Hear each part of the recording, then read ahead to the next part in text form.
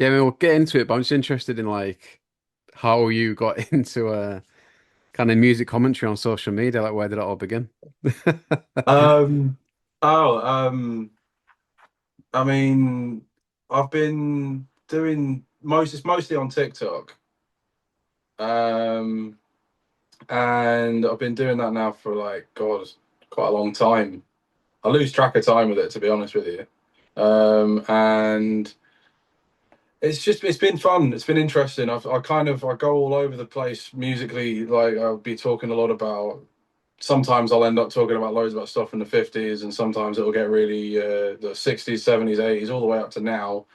Sometimes I talk about new releases. Sometimes it gets very obscure and very weird and very off the beaten track, and then sometimes yeah, just kind of let it sort of go all over the place. It's only in the last couple of weeks that this whole Indie Poo thing's kicked off. Yeah, so we'll uh, get into it. Like, I was watching your videos today, and it came from people talking about other genres, was it? Like the this poo term. so it was a UK Poo is this thing about it's kind of like drill music done in a very sort of amateurish way.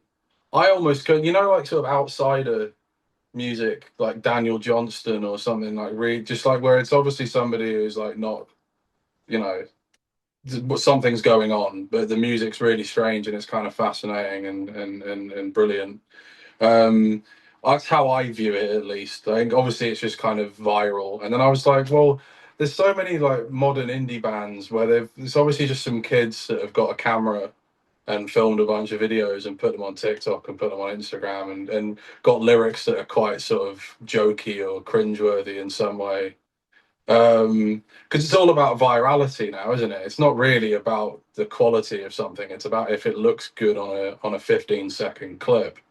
Mm. And sometimes you end up with bands and artists um, like that Park Drive Oasis. Have you seen those guys? Yeah, yeah, yeah. Yeah, so it's kind of like if there's it's more about whether or not there's something to talk about these days.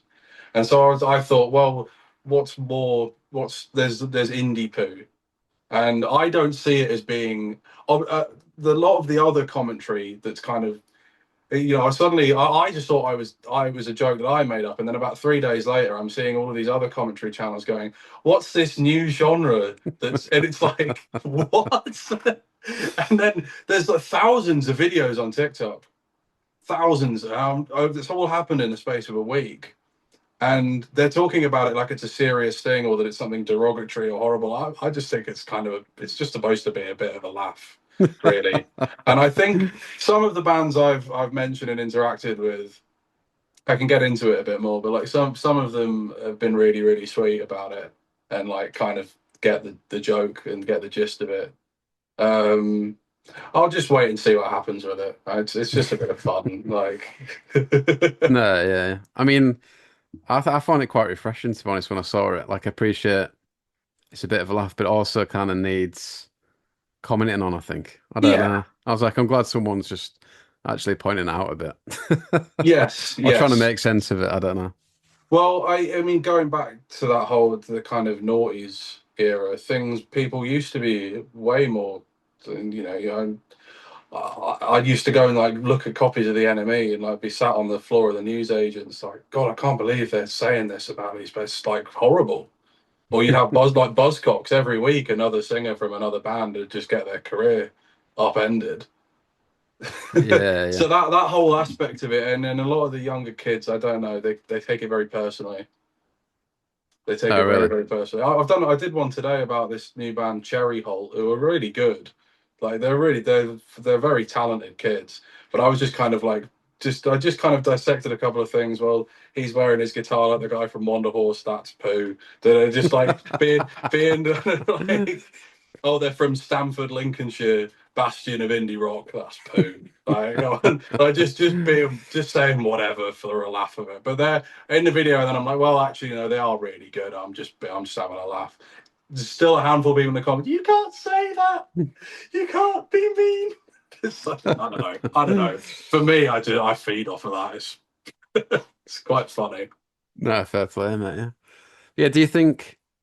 I mean, you said basically that we're in a permanent state of landfill now since the 2000s. Do you think social media feeds into that really? Yeah, Like you were yeah. saying, yeah. I think it's difficult.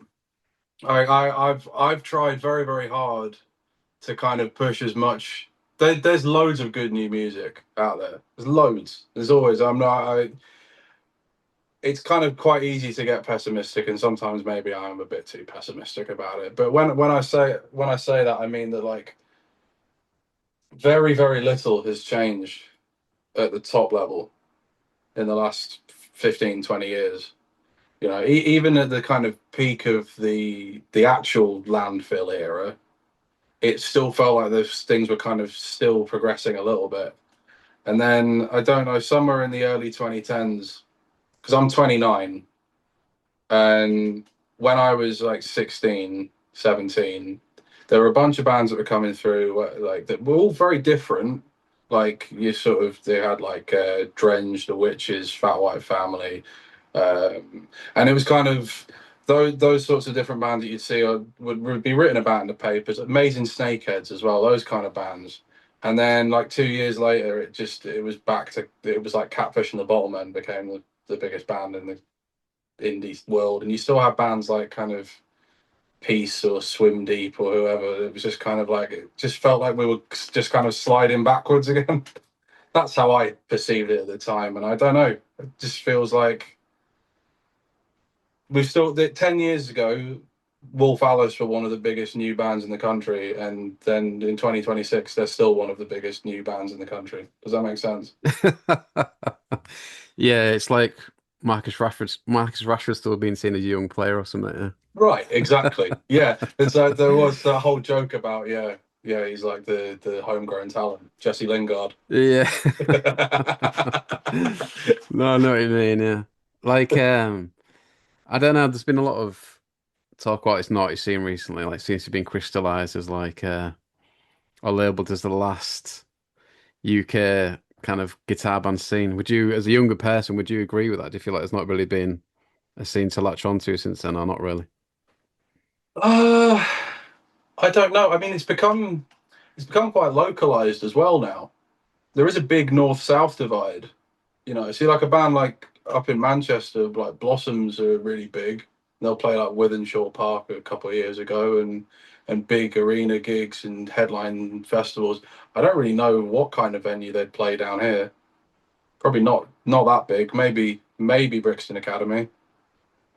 You know, Yeah. there's the like the Ratons, for example.